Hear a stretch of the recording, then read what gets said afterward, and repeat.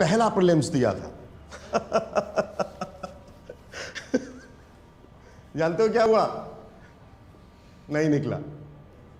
दूसरा दिया, वो भी नहीं निकला। तीसरा दिया, प्रीलिम्स निकल गया, लेकिन जब मेंस की बारी आई तो फिर वही कहानी, नील बटे सन्नाटा डिवाइडेड बाय 0। नहीं।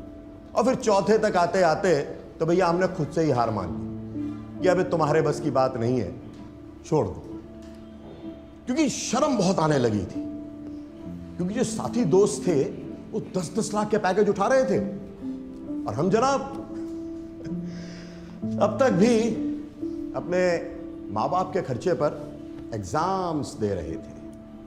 बल्कि हालात तो यहां तक खराब हो जाते हैं कि दोस्तों से पैसे मांगने की नौबत पड़ जाती है। लेकिन कब तक मांगोगे दोस्तों से पैसे?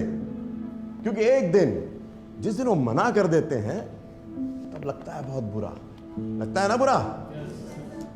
रातों को नींद नहीं आती थी, अब तुम लोगों को भी कहां आती होगी, क्योंकि बाबू ये यूपीएससी है, यूपीएससी निकलता नहीं है आसानी से।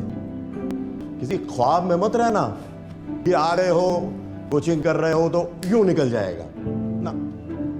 हम भी आए थे आईएएस बनने के लिए, क्या हुआ? नहीं निकला।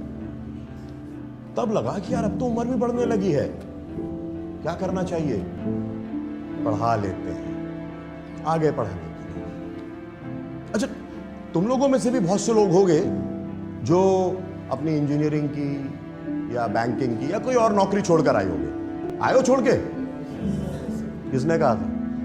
किसने कहा था इस हीरोपंती के लिए कि अच्छी खासी चलती हुई जॉब छोड़कर आ गए यहां पढ़ने के लिए? जरूरी नहीं है कि बनी जाओगे आईएएस,